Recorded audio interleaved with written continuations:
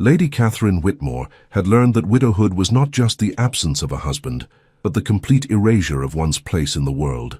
At 26, she found herself adrift in a society that had no use for a woman without fortune, family, or protection. A ghost haunting the edges of ballrooms where she once belonged. When her late husband's debts consumed everything, leaving her with nothing but a mourning dress and a title that meant less than nothing without the wealth to support it, she discovered that grief was a luxury she could no longer afford. It was at Lady Pemberton's charity gala, while hiding in the conservatory to avoid the pitying stares and whispered speculations about her future, that she encountered Duke Robert Ashbourne, a man whose reputation for cold efficiency was matched only by his legendary solitude. She had not meant to speak her despair aloud, had not intended for anyone to hear her broken whisper, "I am so very lost." But he heard, and his response would change everything. "Then come home with me." What began as an offer of practical sanctuary would become something far more dangerous and beautiful. A love story that challenged every convention of their rigid society and proved that sometimes the most unlikely rescues come from the most unexpected hearts. The conservatory at Pemberton House was a refuge of glass and greenery, filled with the sweet scent of jasmine and the gentle sound of water trickling from a small fountain. Lady Catherine Whitmore had discovered this sanctuary quite by accident, fleeing the suffocating atmosphere of the charity gala, where she had become an object of curiosity rather than a welcome guest. She pressed her back against the cool glass wall and closed her eyes, trying to steady her breathing. The black silk of her morning dress rustled softly as she sank onto a marble bench, her hands trembling as she removed her gloves. 6 months. It had been 6 months since Charles died, and still she felt as though she were drowning in a world that no longer had a place for her. "I am so very lost," she whispered to the empty air, the words escaping before she could stop them. It was the first time she had spoken her despair aloud, and the admission hung in the humid air like a confession. "Then come home with me." Catherine's eyes flew open, her heart racing as she realized she was not alone. A man stood in the doorway of the conservatory, tall and imposing, in perfectly tailored evening dress. Even in the dim light, she recognized him immediately. Robert Ashbourne, the Duke of Ravenswood, a man whose reputation preceded him into every room he entered.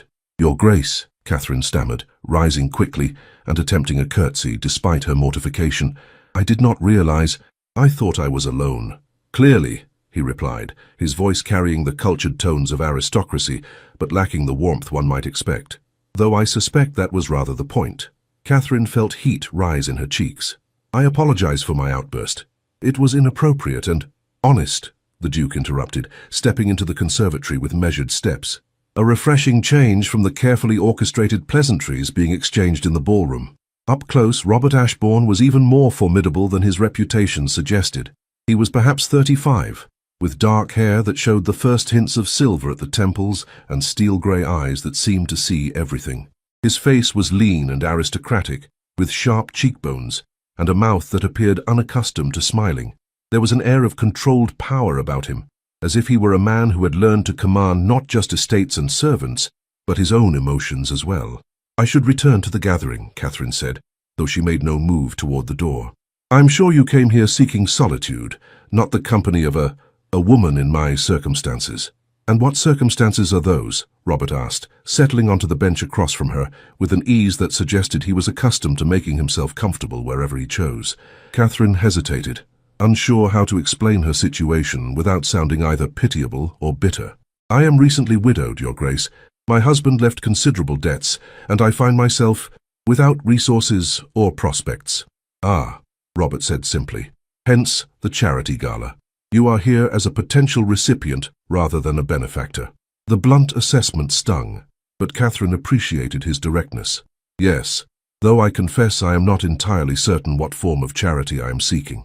Money, perhaps, or employment as a companion or governess. I have few skills that translate to gainful occupation." "But you have a title," Robert observed. "Lady Whitmore, if I recall correctly. Surely that carries some weight." Catherine's laugh was bitter. "A title without fortune is rather like a beautiful gown without the means to maintain it, Your Grace. It may impress at first glance, but the illusion quickly fades." Robert studied her with those penetrating grey eyes, and Catherine felt as though he were cataloguing every detail of her appearance and circumstances. She was acutely aware of how she must look. Her mourning dress was well made, but showed signs of careful mending. Her gloves were worn thin at the fingertips, and her jewelry consisted only of her wedding ring and a simple strand of pearls that had belonged to her mother. "Tell me about your husband," Robert said suddenly. "Charles?" Catherine was surprised by the request. "He was kind, gentle. We married when I was 19, and he was 15 years my senior. He had a small estate in Yorkshire, nothing grand, but it was comfortable. Or so I thought." "You loved him?" The question was asked with such matter-of-fact directness that Catherine found herself answering honestly. "I cared for him deeply. He was good to me, patient with my youth and inexperience. But love—" She paused, considering. "I'm not certain I knew what love was then. I was grateful to him, and I tried to be a good wife. And now? Now I discover that gratitude and affection were poor preparation for widowhood. Charles protected me from the realities of our finances, and I was too naive to ask questions. When he died, I learned that we had been living on borrowed money for years." Robert nodded as if this were a familiar story. "Debts of honor, I assume. Gaming, perhaps, or unwise investments." "Both," Catherine confirmed. "The creditors were kind enough to allow me to sell everything to settle the accounts, but there was nothing left afterward, nothing except my widow's pension, which is modest." "And your family?" "My parents died when I was 17. Charles was my guardian before he became my husband. I have some distant cousins, but we were never close, and they have made it clear that they consider me an unwelcome burden." The silence that followed was not uncomfortable exactly, but it was weighted with unspoken thoughts. Catherine found herself studying the Duke's face, trying to understand what he might be thinking. His expression was unreadable, but there was something in his eyes that might have been sympathy. "You said you were lost," Robert said finally. "Yes." Catherine's voice was barely above a whisper. "I have no home, no family, no purpose. I exist at the sufferance of acquaintances who invite me to gatherings like this out of pity or duty. I am a reminder of how quickly fortune can change, how precarious our positions really are. People are kind, but they are also uncomfortable around me. Because you represent their fears," Robert said with understanding. "You are what any of them could become if fate turned against them." "Exactly." Catherine was surprised by his insight. "I have become a cautionary tale, a living reminder of mortality and misfortune. It is not a comfortable role." Robert was quiet for a long moment, his gaze fixed on the fountain in the center of the conservatory. When he spoke again, his voice was thoughtful. "I live alone in a house with 47 rooms, he said. "I employ a staff of 32 people to maintain a household that serves only me. I have 3 estates, countless investments, and more money than I could spend in several lifetimes. And yet I am, in my own way, as lost as you are." Catherine looked at him in surprise. "How can that be? You have everything, position, wealth, respect." "I have possessions," Robert corrected. "I have responsibilities. But I do not have a home, not in any meaningful sense. I have houses, but they are empty of everything that makes a place worth inhabiting." "You have never married?" "No. I was engaged once, many years ago, but she died of fever before we could wed. Since then, I have found it easier to remain alone than to risk such loss again." The admission was made without emotion, but Catherine sensed the pain beneath his controlled exterior. "I'm sorry. That must have been devastating." "It was instructive," Robert replied. "It taught me that attachment leads to vulnerability, and vulnerability leads to pain. Better to remain independent." "And yet you are lonely," Catherine observed gently. Robert's smile was rueful, terribly. "But loneliness is a manageable affliction. Grief, I learned, is not." They sat in comfortable silence for several minutes, each lost in their own thoughts. Catherine found herself studying this enigmatic man who had stumbled upon her moment of despair and responded with such unexpected understanding. There was something about his controlled demeanor that spoke of deep feeling carefully contained, of a man who had learned to protect himself by maintaining distance from others. "Your Grace," Catherine said finally, "when you said I should come home with you, surely you were not serious." Robert turned to look at her directly, his grey eyes steady and serious. "I was entirely serious. You need a home, and I need company. Not romantic entanglement, not the complications of courtship and marriage, but simply the presence of another person who understands what it means to be alone. You are suggesting I become your what? Your housekeeper? Your companion?" I am suggesting you become my friend, Robert said simply. My guest, for as long as you choose to stay. You would have your own apartments, your own servants, complete independence within my household. In return, you would provide conversation, companionship, and perhaps help me remember what it feels like to have a home rather than merely a residence. Catherine stared at him in amazement. That is extraordinarily generous. But surely you must see how such an arrangement would appear to society. An unmarried woman living in the home of an unmarried man. Society will think what it chooses to think regardless of the truth, Robert replied. But if you are concerned about propriety, I can arrange for a suitable chaperone. My aunt, perhaps, or an elderly companion. The important thing is that you would be safe, comfortable, and free from the uncertainty that currently plagues you. Why? Catherine asked. Why would you make such an offer to someone you barely know? Robert considered the question seriously. Because I recognize something in you that I see in myself. You are not broken by your circumstances, merely displaced by them. You have dignity, intelligence, and strength, but you lack the resources to rebuild your life. I have resources in abundance, but I lack purpose. Perhaps we can help each other. And if it doesn't work, if we find ourselves incompatible, then you will leave with my blessing and a settlement generous enough to establish yourself independently wherever you choose, Robert said. You risk nothing by accepting my offer, Lady Whitmore, but you risk everything by refusing it. Catherine felt tears prick her eyes at the simple kindness of his proposal.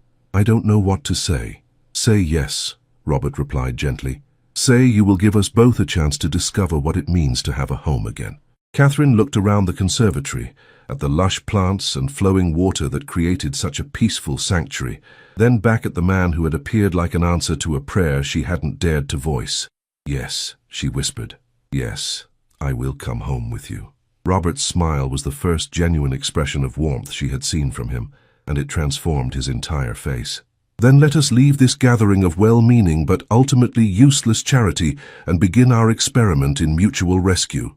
As they rose to leave the conservatory, Catherine felt something she had not experienced in months. Hope. She was still lost, still uncertain about the future, but for the first time since Charles's death, she was not alone. Whatever lay ahead, she would face it with the support of a man who understood loneliness as well as she did, and who was brave enough to offer sanctuary to a stranger in need. The widow who had whispered her despair to the darkness was about to discover that sometimes salvation comes in the most unexpected forms, and that home is not always a place, sometimes it is a person willing to share their solitude with yours. Ashbourne House. The Duke of Ravenswood's London residence was everything Catherine had expected, and nothing she had prepared herself for. Ashbourne House stood on Grosvenor Square like a monument to aristocratic power, its Georgian facade imposing and elegant in the morning light. As their carriage drew up to the front entrance, Catherine felt a flutter of nervousness that had nothing to do with the grandeur of her surroundings and everything to do with the magnitude of the decision she had made. Having second thoughts? Robert asked, noting her hesitation as the footman opened the carriage door. Third and fourth thoughts, Catherine admitted. This is rather overwhelming. The house or the situation? Both. Catherine accepted the footman's assistance in alighting from the carriage, her eyes travelling up the imposing facade. I confess I had not fully considered what it would mean to live in such grandeur. It's just a house, Robert said, though his tone suggested he understood her intimidation. Admittedly a large one, but still just walls and rooms and furniture. The people who inhabit it are what give it character. The front door opened before they reached it, revealing a distinguished elderly man in impeccable livery. Your Grace, he said with a bow. Welcome home. Thank you, Hartwell. This is Lady Whitmore, who will be staying with us indefinitely. Please see that the Rose Suite is prepared for her, and arrange for Mrs. Pembroke to attend her at her convenience. Of course, Your Grace. Lady Whitmore. The butler's bow to Catherine was respectful, but not subservient, and she sensed that he was taking her measure just as she was taking his. The entrance hall was magnificent, all marble and crystal and soaring ceilings that seemed to dwarf the people who moved through them. Catherine had grown up in comfortable circumstances and had visited grand houses before, but Ashbourne House was on a scale that spoke of centuries of accumulated wealth and power. Mrs. Pembroke is my housekeeper, Robert explained as they walked through the hall. She's been with the family for 30 years and knows the house better than I do. She'll help you settle in and answer any questions you might have. And the staff? How will you explain my presence? I'll tell them the truth. that you are my guest and are to be treated with every courtesy and consideration. They're well-trained and discreet. Your privacy will be respected." They climbed a grand staircase that curved gracefully to the first floor, passing portraits of long-dead Ashbournes who seemed to watch their progress with painted eyes. Catherine found herself wondering what those aristocratic ancestors would think of their descendants' decision to offer sanctuary to a penniless widow. "Here we are," Robert said, stopping before a set of double doors. "The Rose Suite. I thought you might appreciate having your own sitting room as well as a bedroom." He opened the doors to reveal a beautiful apartment decorated in soft shades of rose and cream. The sitting room was elegant but comfortable, with a fireplace, writing desk, and comfortable chairs arranged near tall windows that overlooked the square. Through an open doorway, Catherine could see the bedroom beyond, equally lovely and welcoming. "It's beautiful," Catherine said, moving to the windows to look out at the garden square below. "Much more beautiful than anything I had expected. I'm glad you approve. Your maid should arrive shortly with your belongings, and Mrs. Pembroke will be up to discuss any arrangements you might need." Catherine turned from the window, suddenly aware that they were alone in what would be her private chambers. "Your Grace, I feel I should say something about the propriety of this arrangement." "What about it?" "Well, surely you must see how it will appear. A widow of modest means, living in the home of an unmarried duke. People will assume I am your mistress." Robert's expression grew serious. "And does that concern you?" "It concerns me for your sake more than my own," Catherine said honestly. "My reputation is already somewhat tattered by my circumstances. But you have a position to maintain, a legacy to protect. I would not want my presence here to damage that." "Catherine," Robert said, and she noticed that he used her given name naturally, without the formal distance of their first meeting. "I am 36 years old, I have never married, and I live alone by choice. Society has been speculating about my personal life for years. One more rumor will hardly signify. But if it becomes more than rumor, if people begin to cut you, or refuse invitations, then I will know who my true friends are," Robert interrupted gently, "and I will discover that I care far less about society's approval than I once thought." Catherine studied his face, trying to understand this man who seemed so willing to risk his reputation for her comfort. "Why are you doing this? Really? I cannot believe it is simply loneliness that motivates such generosity." Robert was quiet for a moment, moving to look out the window as she had done. "Do you know what it's like to have everything you're supposed to want and discover that it means nothing? To wake up every morning in a house full of servants and realize that no one there cares whether you live or die beyond how it might affect their employment?" "I'm beginning to understand," Catherine said softly. "I have spent 15 years building walls around myself, convincing myself that independence was strength and solitude was safety, and perhaps it was for a time. But lately I find myself wondering what the point of all this," he gestured around the elegant room, "really is. What legacy am I building? What purpose does any of it serve?" "You have responsibilities," Catherine pointed out. "Tenants, servants, investments that support countless families." "Yes, and I fulfill those responsibilities conscientiously, but that's duty, not purpose. Duty is what you do because you must. Purpose is what you do because it matters to you personally." Catherine moved closer to him, drawn by the vulnerability in his voice. "And you think I might help you find that purpose?" "I think you might help me remember what it feels like to have someone to care about," Robert said simply. "Someone whose welfare matters to me not because of obligation or duty, but because I choose for it to matter." The admission hung in the air between them, more intimate than any physical touch. Catherine felt her heart skip as she realized the depth of trust he was placing in her, the risk he was taking by allowing her into his carefully controlled world. "And if I disappoint you?" she asked. "If I prove to be not what you hoped, or if I become a burden rather than a companion, then we will both have learned something valuable about ourselves," Robert replied. "But I don't think you will disappoint me, Catherine. I think you will surprise me, challenge me, and perhaps help me become a better man than I have been." A soft knock at the door interrupted their conversation, and Robert moved away from the window. "That will be Mrs. Pembroke. I'll leave you to settle in and become acquainted with the household routine. We dine at 8, but if you prefer to take your meals privately at first, that can certainly be arranged." "No," Catherine said quickly. "If I am to be your companion, then that is, I would like to dine with you, if that's acceptable." Robert's smile was warm and genuine. "It's more than acceptable. It's exactly what I hoped you would say.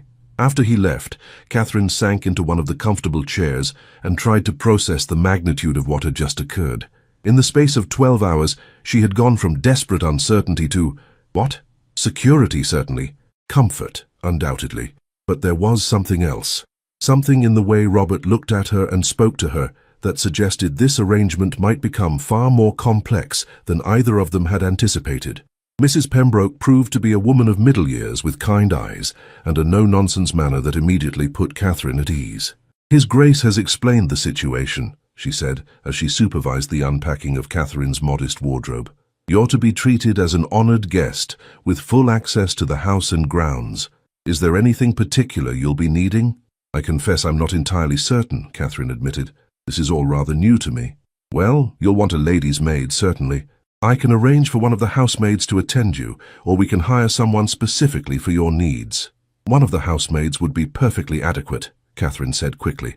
"I don't wish to cause unnecessary expense or trouble." Mrs. Pembroke's expression softened. "My lady, if I may speak plainly, His Grace is one of the wealthiest men in England. The cost of a lady's maid would not even register in his household accounts. And he's given specific instructions that you're to have whatever you need to be comfortable." "He's been very kind," Catherine said. "He has indeed. And if I may say so, it's good to see him taking an interest in something beyond his ledgers and correspondence. The Duke is a good man, but he's been alone too long.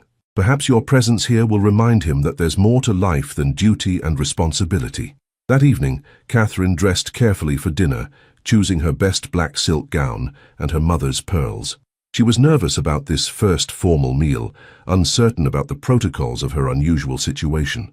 Was she a guest? A companion? Something else entirely? She found Robert in the drawing room, elegant in evening dress and reading what appeared to be a business letter. He looked up as she entered, and his expression of appreciation was unmistakable. "You look lovely," he said, rising to greet her. "I hope you've found everything to your satisfaction." "More than satisfactory. Your Mrs. Pembroke is wonderful, and the rooms are beautiful. I feel rather like I'm living in a fairy tale." "A fairy tale with a very practical foundation," Robert said with amusement. "Shall we go into dinner? I thought we might use the smaller dining room. The formal one is rather overwhelming for 2 people." The smaller dining room was still grander than anything Catherine was accustomed to, but it felt more intimate, more conducive to conversation. As they were served by silent, efficient footmen, Catherine found herself relaxing into the rhythm of civilized discourse. "Tell me about your day," Robert said as they began the first course. "How did you find your introduction to Ashbourne House?" "Overwhelming and wonderful in equal measure," Catherine replied honestly. "Your staff has been incredibly welcoming, though I suspect they're all desperately curious about my presence here." "Undoubtedly, but they're well trained in discretion. You needn't worry about gossip originating from within the household." "And gossip from without?" Robert's expression grew thoughtful. "There will be talk, certainly.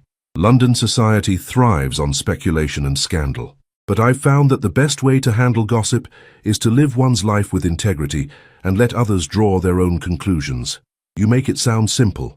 It is simple, though not necessarily easy. The question is whether you're prepared for the scrutiny that will inevitably come." Catherine considered this as she sipped her wine. "I suppose I have little choice but to be prepared. The alternative is to return to my previous circumstances, and I confess I have no desire to do that." "Good. Then we'll face whatever comes together, as friends and allies."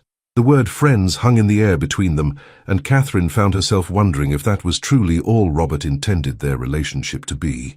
There was something in his manner toward her, a warmth and attention that seemed to go beyond mere companionship. But perhaps she was reading too much into his kindness, projecting her own growing attraction onto his behavior. "Robert," she said, then paused, uncertain whether she should use his given name. "Please," he said, understanding her hesitation. "We're to be living in the same house, sharing meals and conversation. Formality would be rather absurd under the circumstances." "Robert, then, I wanted to ask, what exactly do you envision for this arrangement? What are your expectations of me?" "I have no expectations beyond your company," he replied. "I hope we will become friends, that we will enjoy each other's conversation, that perhaps you will help me entertain when I have guests. But beyond that, I want you to feel free to live as you choose, to pursue whatever interests you, to make this house your home in whatever way feels natural to you." "And if feelings develop beyond friendship?"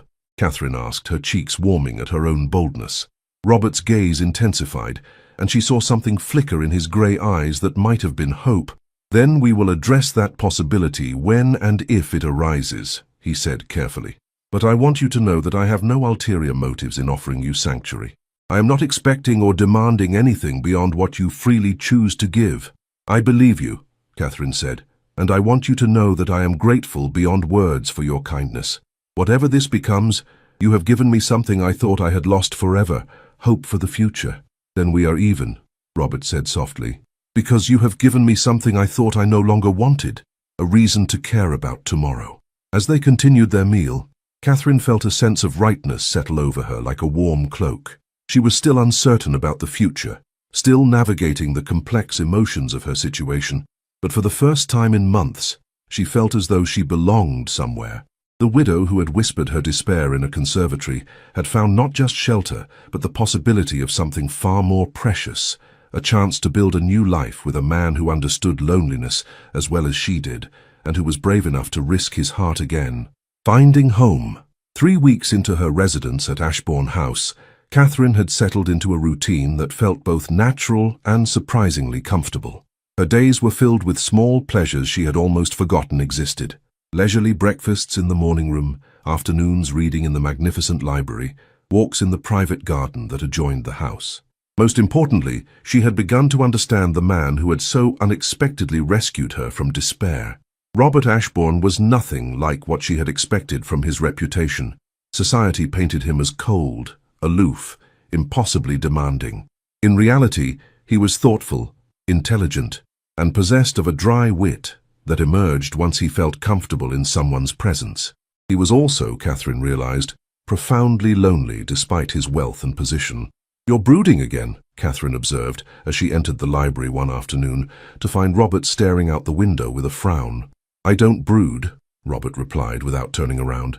"I contemplate, thoughtfully and with great dignity." "Ah, my mistake." "You were contemplating with unusual intensity then. What weighty matter has captured your attention?" Robert turned from the window with a rueful smile. "Lady Pemberton has invited us to a dinner party next week. Both of us, specifically. It appears our arrangement has become a subject of considerable interest." Catherine felt a flutter of nervousness. "Our first public appearance together. Are you having second thoughts?" "Are you?" "I asked first." "So you did."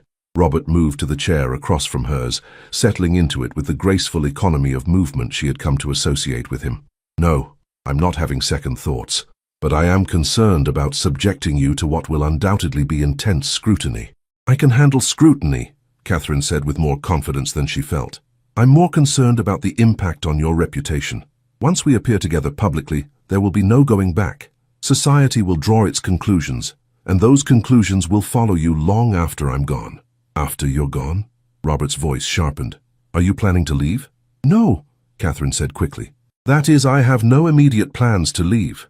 But surely this arrangement was never intended to be permanent." "Why not?" The simple question hung in the air between them, loaded with implications that neither had yet dared to voice. Catherine felt her heart race as she realized they were approaching territory that had been carefully avoided in their weeks of growing friendship. "Because," Catherine said carefully, "you are a duke, and I am a widow of modest origins, with no fortune and no connections. Because this situation, however comfortable it has become, is fundamentally irregular." "Irregular," Robert repeated. "An interesting choice of words. Do you find our friendship irregular, Catherine?" "Our friendship, no. But the circumstances of it, the living arrangement, the way people will perceive it, yes, that's irregular." "And does that trouble you?" Catherine considered the question seriously. "It should trouble me more than it does," she admitted.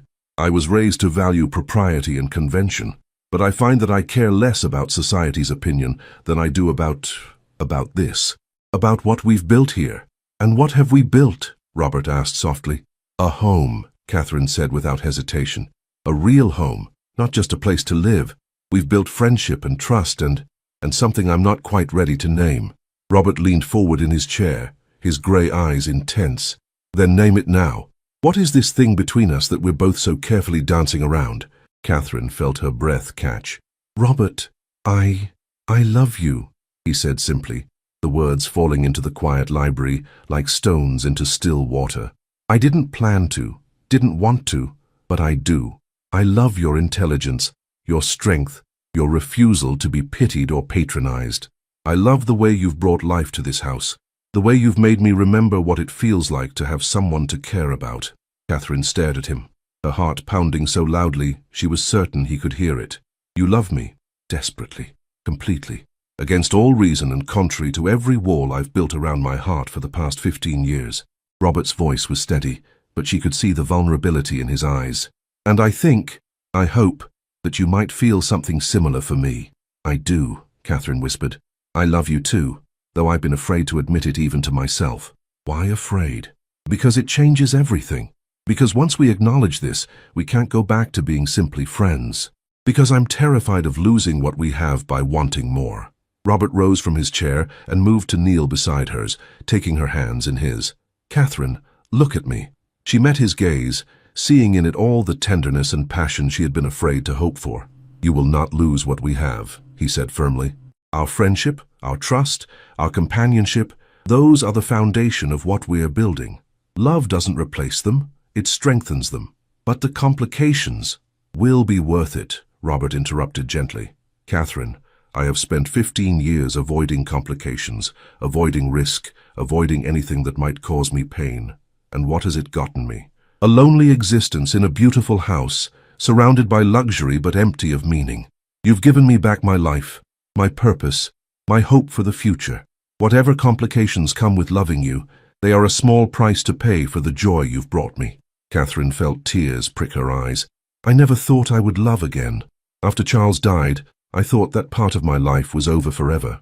And now? Now I realize that what I felt for Charles was affection and gratitude, but not the deep, consuming love I feel for you. You've shown me what it means to love someone completely, to want to build a life with them, to choose them every day." Robert brought her hands to his lips, pressing gentle kisses to her knuckles. "Then marry me," he said. "Make this arrangement permanent and proper, and everything society expects it to be." Catherine's breath caught. "Robert, I know it's sudden. I know we've only known each other for a few weeks, but I also know that I've never been more certain of anything in my life. I want to wake up every morning knowing you're here, knowing you're mine, knowing that we're building something together that will last." "Yes," Catherine said, the word escaping before she could think better of it. "Yes, I'll marry you." Robert's smile was radiant as he rose and pulled her into his arms. "You're certain? You're not just caught up in the moment?" "I'm certain," Catherine said, reaching up to touch his face. "I love you, Robert Ashbourne, and I want to spend the rest of my life proving it to you." When he kissed her, it was with all the passion and tenderness that had been building between them for weeks. Catherine felt herself melt into his embrace, finally allowing herself to acknowledge the depth of her feelings for this remarkable man who had rescued her from despair and given her a future beyond her wildest dreams. "When?" Robert asked when they finally broke apart. "When what? When shall we marry? I confess I'm rather eager to make you my Duchess officially, as well as practically." Catherine laughed, feeling giddy with happiness and relief. "Soon," she said. "But perhaps we should attend Lady Pemberton's dinner party first, as an engaged couple, rather than as the subject of scandalous speculation." "An excellent idea. Let society see that our arrangement has a perfectly respectable conclusion. And if they don't approve? Then they can go to hell," Robert said cheerfully. "I have everything I want right here in my arms." That evening, they dined together as they had every night since Catherine's arrival. But everything felt different now that their feelings were acknowledged and their future secured. The conversation flowed easily between them, touching on everything from their wedding plans to their hopes for the future. "I want to do something useful with my life," Catherine said as they lingered over dessert. "Something more than just being a decorative duchess. What did you have in mind?" "I'm not certain yet. Perhaps charity work or supporting causes that matter to me. I know what it feels like to be lost and desperate, and I'd like to help others who find themselves in similar circumstances." "I think that's a wonderful idea," Robert said, "and I'd like to help if you'll let me. We could establish a foundation, perhaps, to assist widows and other women who find themselves without resources or protection." Catherine felt her heart swell with love for this man, who not only understood her desires, but wanted to support them. "You would do that?" "I would do anything for you," Robert said simply. "Anything that would make you happy. Anything that would give your life meaning and purpose." "I love you," Catherine said, the words still feeling new and wonderful on her tongue. "And I love you. More than I thought possible." more than I ever dared hope for. As they made their way upstairs that evening, stopping outside Catherine's door, the awareness of their changed relationship hung in the air between them. They were engaged now, committed to a future together, but they were not yet married. The question of propriety, of how far their newfound intimacy should extend, remained unspoken but present. "Catherine," Robert said softly, "I want you to know that nothing has to change in terms of our living arrangements until we're married. I don't want you to feel pressured or uncomfortable." "And if I wanted something to change?" Catherine asked boldly. Robert's eyes darkened with desire, but his voice remained steady. "Then we would talk about it, honestly and openly, and decide together what feels right for us." Catherine reached up to touch his face, marveling at the way he leaned into her caress. "I think," she said carefully, "that I would like very much to be kissed goodnight by my fiancé." Robert's smile was tender as he obliged, kissing her with a passion that left them both breathless. When they parted, his forehead rested against hers, and Catherine could feel the tension in his body as he fought for control. "Good night, my love," he whispered. "Good night," Catherine replied, her heart full of joy and anticipation for the future they would build together. As she prepared for bed that night, Catherine reflected on the extraordinary turn her life had taken. 3 weeks ago, she had been a lost, desperate widow with no prospects and no hope. Tonight, she was the beloved fiancée of one of England's most eligible dukes, with a future full of love and purpose stretching before her. The widow who had whispered her despair in a conservatory had found not just a home, but a love that would sustain her for the rest of her life. And the duke who had offered sanctuary to a stranger had discovered that sometimes the greatest risks yield the most precious rewards. Society's judgment. Lady Pemberton's dinner party was the social event of the week, and Catherine knew that every eye in the room would be upon her and Robert as they made their first public appearance as an engaged couple. She had chosen her attire carefully, a gown of deep sapphire silk that complemented her coloring and spoke of quiet elegance rather than ostentation. Robert had insisted on having his jeweler create a betrothal ring for her, a stunning sapphire surrounded by diamonds that caught the light beautifully. "You look magnificent," Robert said, as they waited in the entrance hall for their carriage to be brought around. "Though I confess I'm rather nervous about sharing you with society this evening." "Nervous?" Catherine raised an eyebrow. "The Duke of Ravenswood? Nervous about a dinner party?" "Nervous about the gossips and fortune hunters, who will undoubtedly see you as either a scandal to be whispered about or a threat to be eliminated," Robert replied grimly. "I'm not sure which will be worse." "I can handle both," Catherine assured him, though she felt butterflies in her stomach at the thought of the evening ahead. "Besides, we'll be together. Whatever happens, we'll face it as a team." The Pemberton house was ablaze with lights when they arrived, and Catherine could see curious faces peering from windows as their carriage drew up to the entrance. The moment of truth had arrived. Lady Pemberton greeted them with enthusiasm that seemed only slightly forced. "Your Grace." "And Lady Whitmore, how lovely to see you again. I understand congratulations are in order." "Indeed they are," Robert replied smoothly, his hand warm and reassuring on Catherine's back.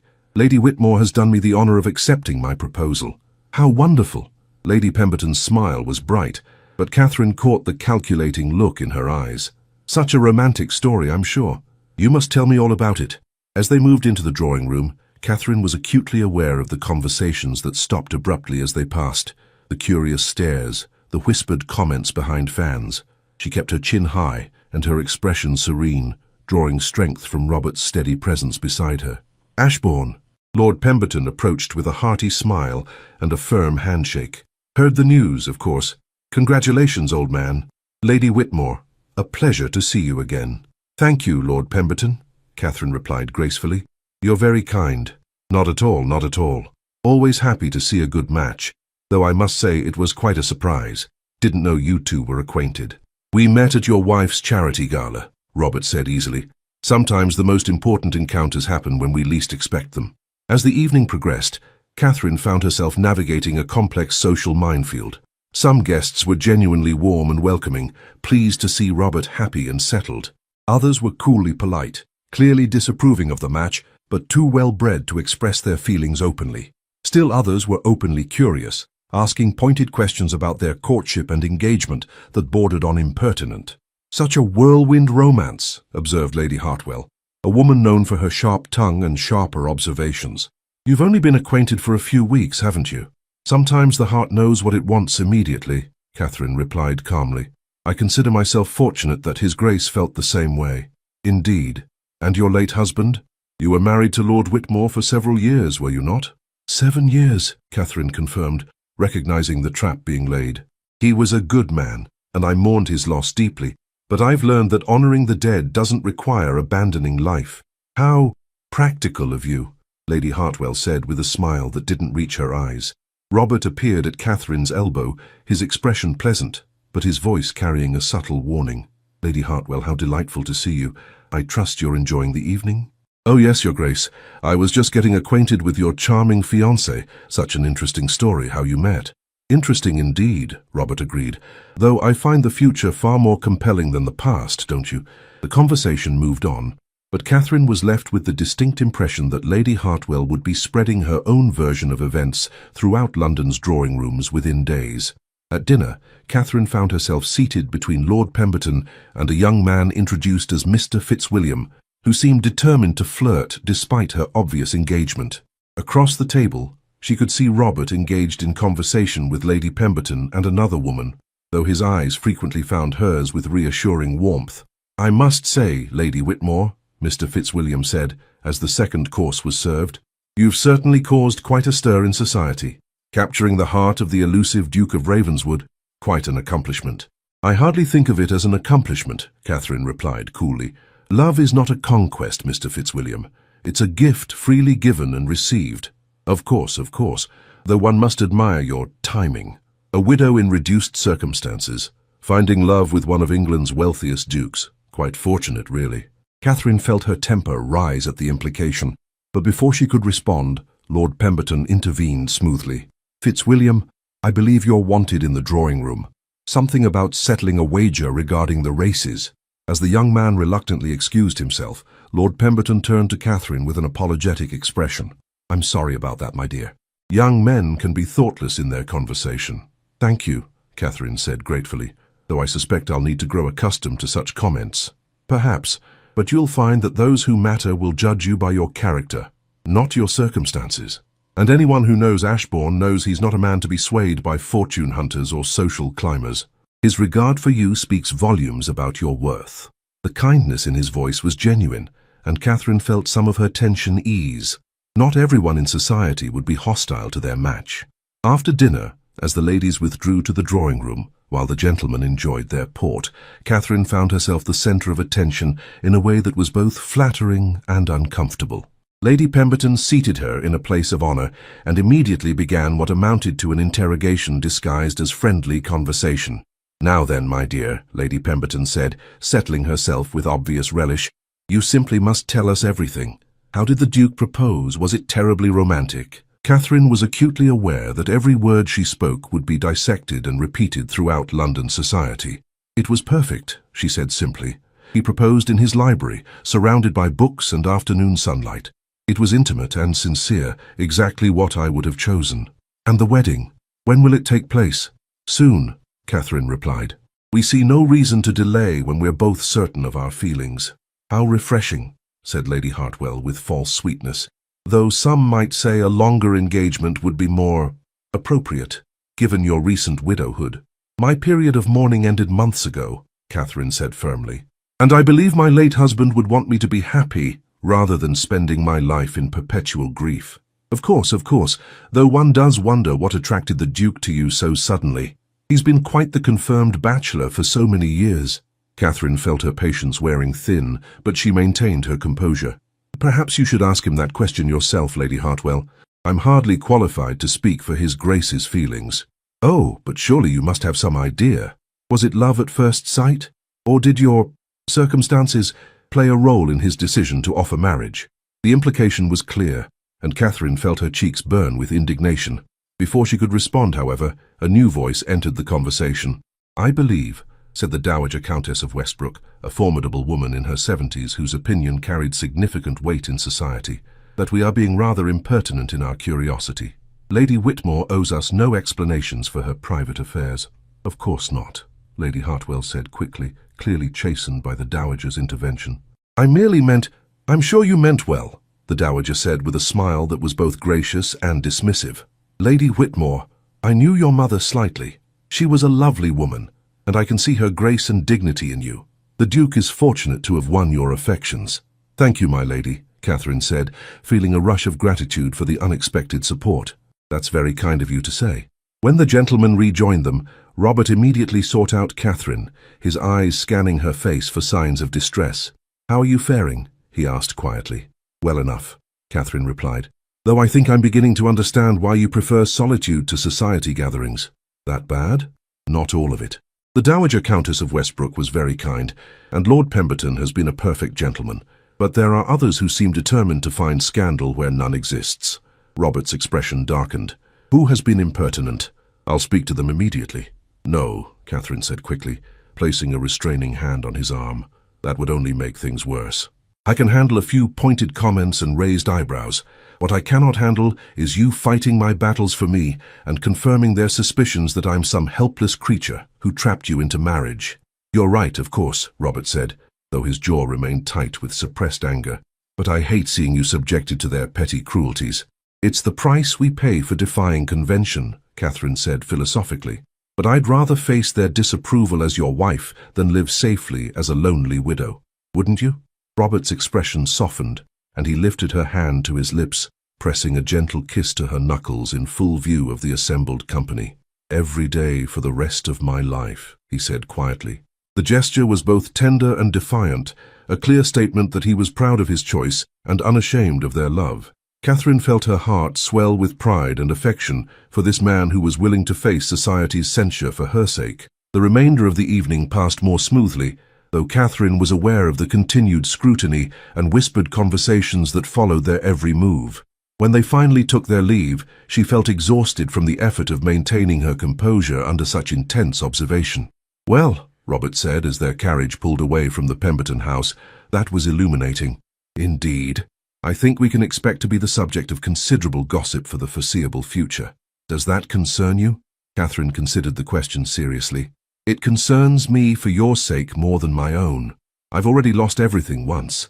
I know I can survive social ostracism if necessary, but you have a position to maintain, a legacy to protect. I would hate for our marriage to damage that.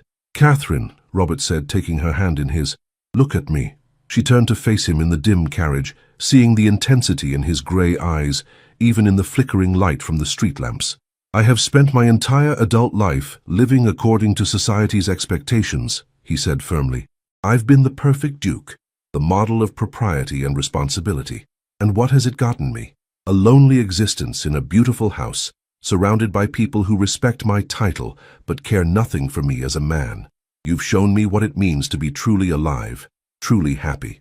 Do you think I would sacrifice that for the good opinion of people who would abandon me the moment my fortune disappeared?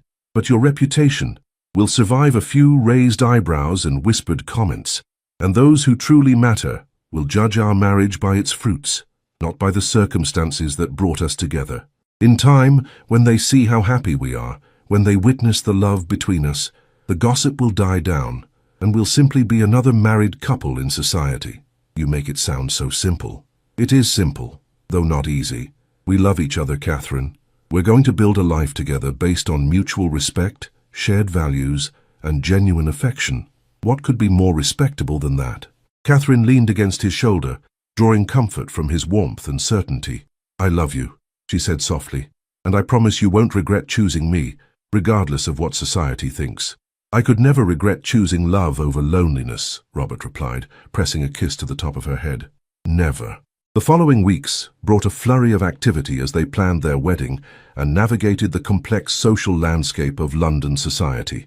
Some doors remained closed to them, but others opened wider than before. Catherine discovered that there were many people who admired their love story, who found it romantic rather than scandalous that a duke had chosen love over social advantage. The Dowager Countess of Westbrook proved to be a particularly valuable ally, using her considerable influence to smooth their path in society. I like a good love story, she told Catherine over tea one afternoon, and I despise the sort of petty-minded gossips who would condemn happiness simply because it doesn't follow conventional patterns. You've been very kind to us, Catherine said gratefully. I know your support means a great deal to Robert.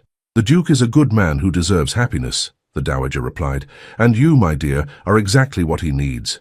Someone who sees the man rather than the title, someone who challenges him to be better than he thought possible." "How can you be so certain?"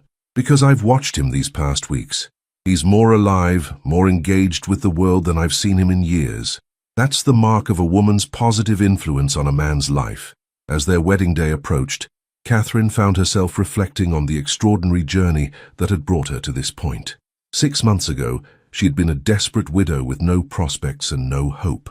Now she was about to become a duchess, married to a man who loved her completely and whom she loved in return. "Having second thoughts?" Robert asked one evening as they walked in his private garden, enjoying the mild spring air. "Third and fourth thoughts," Catherine admitted. "Not about marrying you, never about that, but about whether I'm truly ready to be a duchess, to take on all the responsibilities and expectations that come with the title." "You'll be magnificent," Robert said with complete confidence. "You have intelligence, compassion, and strength of character. Those are the qualities that matter, not bloodlines or social connections. And if I make mistakes, if I embarrass you or fail to live up to what people expect, then we'll face those challenges together, as we've faced everything else. Catherine, you're not alone in this. We're partners, equals in our marriage regardless of what society might think. Your success is my success, your happiness is my happiness."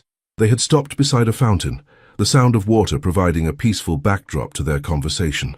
Catherine turned to face him, marveling once again at how handsome he was, how lucky she was to have won his love.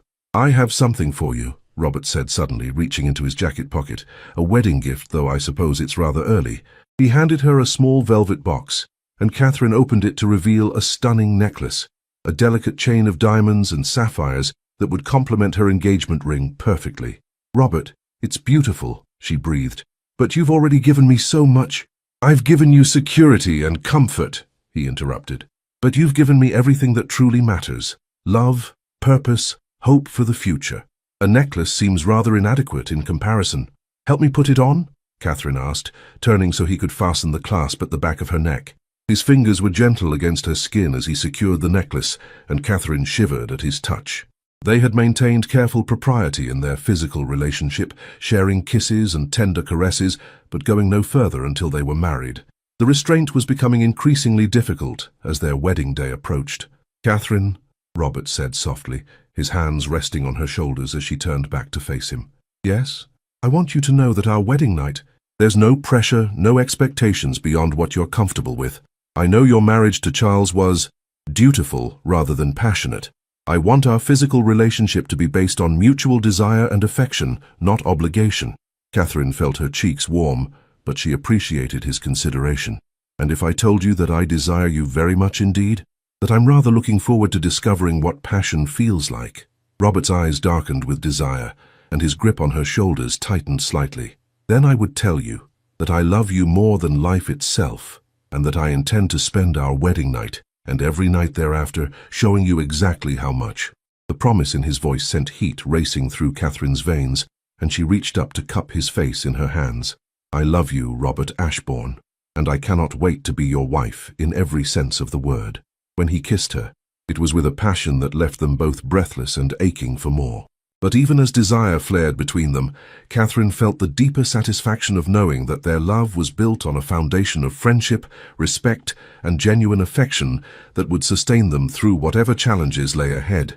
The widow who had whispered her despair in a conservatory had found not just love, but a partnership that would transform both their lives. And the Duke who had offered sanctuary to a stranger had discovered that sometimes the greatest risks yield the most precious rewards. In 3 days, they would be married. In 3 days, Catherine would become the Duchess of Ravenswood, and their unconventional love story would have its happy ending. But even now, standing in the garden with the man she loved, Catherine knew that their real story was just beginning. The Duchess of Ravenswood, the wedding of Robert Ashbourne, Duke of Ravenswood, to Lady Catherine Whitmore took place on a perfect May morning in the private chapel of Ashbourne House. Catherine had chosen to forego a large society wedding, preferring an intimate ceremony attended only by close friends and the household staff who had become like family to her. She wore a gown of ivory silk with delicate pearl embroidery, her mother's veil, and the sapphire necklace Robert had given her. As she walked down the short aisle on the arm of Lord Pemberton, who had graciously agreed to give her away, her eyes were fixed on Robert's face. He stood waiting for her, with an expression of such love and joy that she felt tears prick her eyes. "Dearly beloved," the chaplain began, and Catherine felt a sense of rightness settle over her like a blessing. This was where she belonged, with this man, in this moment that would change everything. The ceremony was simple, but deeply meaningful. When they exchanged vows, speaking words of love and commitment that came from the heart, rather than mere tradition, Catherine felt as though she were being reborn. The lost, desperate widow who had confessed her despair in a conservatory was gone forever, replaced by a woman who had found her purpose and her place in the world. "I now pronounce you husband and wife," the chaplain said with a smile. "Your Grace, you may kiss your bride." Robert's kiss was tender and reverent, a promise of all the love and passion that awaited them. When they broke apart, Catherine saw her own joy reflected in his grey eyes, and she knew that whatever challenges lay ahead, they would face them together. The wedding breakfast was a joyous affair, with toasts and laughter, and the kind of warm celebration that comes from genuine affection rather than social obligation. The Dowager Countess of Westbrook had insisted on attending, and her presence lent an air of respectability that would help smooth their path in society. "To the Duke and Duchess of Ravenswood," Lord Pemberton said, raising his glass, "may your marriage be blessed with love, happiness, and the kind of partnership that enriches both your lives." "To love, conquering all obstacles," added the Dowager with a meaningful look at the assembled guests, "and to the courage to follow one's heart despite the opinions of others." As the afternoon wore on and their guests began to take their leave, Catherine felt a flutter of nervous anticipation. Tonight would be their wedding night, the beginning of their physical relationship as husband and wife. Robert had been patient and considerate during their engagement, but she could see the desire in his eyes, the careful control he maintained when they were alone together. "Nervous?" Robert asked quietly as they stood in the entrance hall, bidding farewell to the last of their guests. "A little," Catherine admitted, "but excited too. Is that terribly improper of me?" "It's perfectly natural," Robert assured her, his voice warm with affection. "And it makes me very happy to know that you're looking forward to tonight as much as I am." After their guests departed, they dined quietly together, the formal dining room feeling intimate and romantic in the candlelight. The conversation flowed easily between them, touching on their wedding, their future plans, and their hopes for the life they would build together. "I've been thinking about your idea for a foundation to help widows and other women in need," Robert said as they lingered over dessert. "I'd like to make it our first joint project as husband and wife." "Really?" Catherine's eyes lit up with enthusiasm. "You would want to be involved directly?" "Absolutely. I think it's important that we work together on causes that matter to us both. And having witnessed your strength and resilience firsthand, I can think of no one better qualified to help other women in similar circumstances." "I love you," Catherine said, reaching across the table to take his hand. "Not just for your generosity, but for understanding what this means to me." "I love you too," Robert replied, bringing her hand to his lips. "And I want to spend the rest of our lives supporting each other's dreams and ambitions." When they finally retired for the evening, Catherine felt a mixture of anticipation and nervousness that was entirely different from what she had experienced on her first wedding night. With Charles, she had been a dutiful young bride, submitting to her husband's needs without truly understanding her own desires. Tonight, she was a woman who knew her own mind and heart, eager to explore the passion that had been building between her and Robert for months. Robert escorted her to the door of what had been her private chambers, but would now be their shared suite. The rooms had been redecorated for the occasion, with fresh flowers and candles creating a romantic atmosphere that took Catherine's breath away. "I'll give you time to prepare," Robert said gently, his eyes dark with desire but his manner considerate. "There's no rush, Catherine. We have the rest of our lives." Catherine's maid helped her out of her wedding gown and into a nightgown of silk and lace that was both beautiful and modest. As she brushed her hair and prepared for bed, Catherine thought about the journey that had brought her to this moment. 6 months ago, she had been lost and alone, with no hope for the future. Tonight, she was beginning a new life with a man who loved her completely. A soft knock at the door announced Robert's return, and Catherine felt her heart race as she called for him to enter. He wore a dressing gown of dark blue silk, his hair slightly tousled and his feet bare. The informal attire made him seem more approachable, more human than the perfectly dressed duke she was accustomed to seeing. "You look beautiful," he said softly, his eyes taking in her appearance with obvious appreciation. "So do you," Catherine replied, then blushed at her boldness. Robert smiled and moved closer, stopping just within arm's reach. "Catherine, I want you to know that tonight is about us, about our love for each other. If you're uncomfortable with anything, if you need me to stop or slow down, you have only to say so." "I know," Catherine said, reaching out to touch his face, "and I want you to know that I trust you completely. I love you, Robert, and I want to be your wife in every way." When he kissed her, it was with all the passion and tenderness that had been building between them for months. Catherine melted into his embrace, finally allowing herself to fully experience the desire that had been carefully controlled during their courtship. His hands were gentle but sure as they explored her body, awakening sensations she had never known existed. Their lovemaking was a revelation for Catherine, a discovery of passion and pleasure that transformed her understanding of what marriage could be. Robert was patient and considerate, taking time to ensure her comfort and enjoyment, showing her that physical intimacy could be an expression of love rather than merely duty. Afterward, as they lay entwined in the candlelight, Catherine felt a sense of completion that went beyond the physical. She was no longer a lost widow or a grateful guest. She was Robert's wife, his partner, his equal in every way that mattered. "I love you," she whispered against his chest, marveling at the way his arms tightened around her. "And I love you," Robert replied, pressing a kiss to the top of her head. "More than I ever thought possible, more than I have words to express." "Do you think we'll be happy?" Catherine asked. "Really, truly happy. I think we'll be everything we choose to be," Robert said thoughtfully. "Happy, fulfilled, purposeful.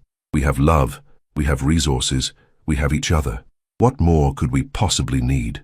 Catherine smiled in the darkness, thinking of all the possibilities that lay before them.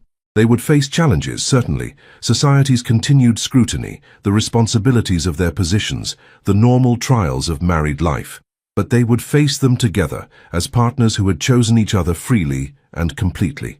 The widow, who had whispered her despair in a conservatory, had found not just love, but a purpose, and a place in the world that she had never dared to dream of. And the Duke, who had offered sanctuary to a stranger, had discovered that sometimes the greatest gifts come disguised as the most unexpected encounters. As sleep began to claim them, Catherine reflected on the extraordinary turn her life had taken. She had been given to a drunken duke to pay her family's debts in her previous imaginings, but in reality, she had found something far more precious, a love that had transformed them both, and a partnership that would sustain them for the rest of their lives. Tomorrow, she would wake up as the Duchess of Ravenswood, ready to begin the next chapter of their story. But tonight, she was simply Catherine, beloved wife of the man who had saved her from despair and shown her what it meant to truly live. Home found. 1 year later, the Ashbourne Foundation for the Support of Widows and Displaced Women had become one of London's most respected charitable organisations, thanks to the tireless efforts of its founders, the Duke and Duchess of Ravenswood. Catherine stood in the Foundation's offices, reviewing applications for assistance with the same careful attention she had once given to managing her own desperate circumstances. "Your Grace," said Miss Thompson, the Foundation's secretary, "there's a young woman here to see you, Mrs. Sarah Mitchell. She's recently widowed and in rather desperate straits." Catherine looked up from her papers, her heart immediately going out to the woman who was undoubtedly experiencing the same fear and uncertainty she had known so well. "Please, show her in." Mrs. Mitchell was perhaps 25, with the pale, strained look of someone who had been carrying too heavy a burden for too long. Her clothes were respectable but showed signs of careful mending, and her hands trembled slightly as she clutched a worn reticule. "Mrs. Mitchell," Catherine said warmly, rising to greet her visitor. "Please sit down. How can we help you?" "Your Grace, I don't know where else to turn," the young woman said, her voice barely above a whisper. "My husband died 3 months ago, and I've just learned that he left considerable debts. The creditors are demanding payment, and I have nothing left to give them. I don't know what to do, where to go. I'm so very lost." The words struck Catherine like a physical blow, so similar were they to her own desperate confession in Lady Pemberton's conservatory. She moved around her desk and took the chair beside Mrs. Mitchell, reaching out to take her hands in a gesture of comfort and understanding. "You're not lost," Catherine said gently. "You're here, which means you haven't given up hope. And as long as there's hope, there's a way forward. Over the next hour, Catherine listened to Mrs. Mitchell's story with the compassion of someone who had walked the same difficult path. The young widow had been left with debts that consumed her small inheritance, no family to turn to, and no prospects for employment that would provide adequate support. It was a story Catherine knew all too well. "What I'm going to do," Catherine said when Mrs.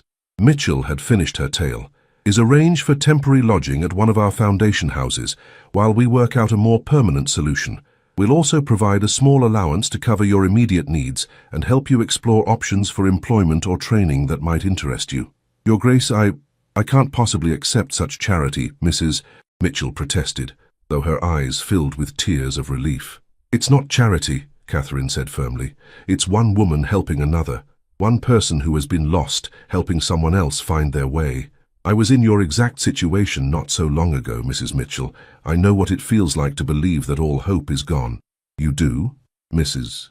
Mitchell looked at her with surprise, clearly unable to imagine the elegant Duchess of Ravenswood in reduced circumstances. "I do indeed. And I learned that sometimes salvation comes from the most unexpected sources, in the most unlikely ways. Your story isn't over, Mrs. Mitchell. This is just a difficult chapter, not the ending." After Mrs. Mitchell left with arrangements made for her immediate care and future support, Catherine sat quietly in her office, reflecting on how much her life had changed.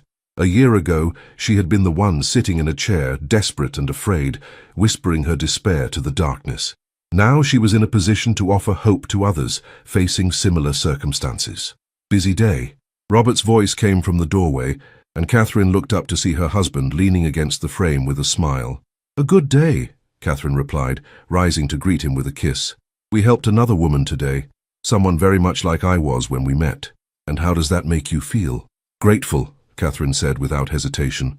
"Grateful that we can make a difference, that our love story can help create other happy endings." Robert wrapped his arms around her, holding her close in the quiet office. "I'm proud of you," he said softly. "Proud of what you've built here. Proud of the woman you've become. The woman you helped me become," Catherine corrected.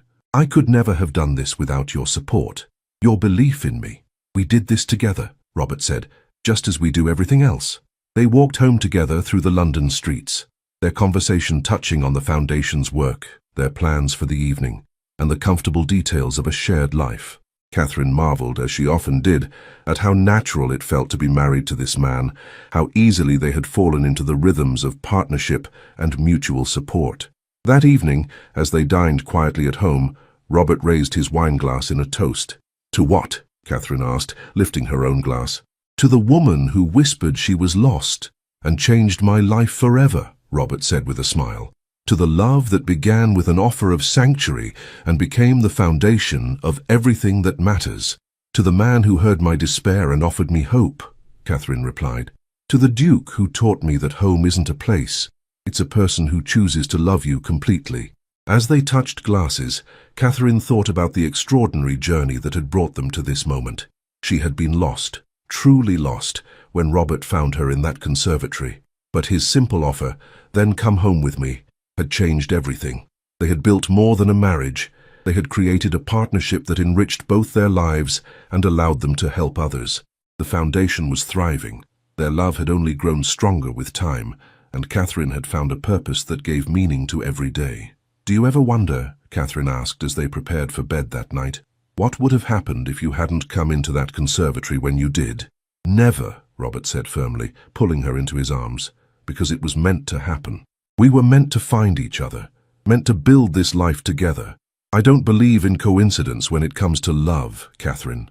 I believe in destiny, even though I was a penniless widow with no prospects. Especially because you were a woman who had faced loss and hardship and emerged with your dignity and strength intact. You were exactly what I needed, exactly when I needed you." As they settled into bed together, Catherine reflected on the truth of his words. Their love story had begun with desperation and despair, but it had blossomed into something beautiful and lasting. They had proven that love could indeed conquer all obstacles, that two people who chose to trust each other completely could build a life of meaning and purpose together. The widow who had whispered she was lost had found not just a home, but a calling. The Duke, who had offered sanctuary to a stranger, had discovered that sometimes the greatest gifts come in the most unexpected packages.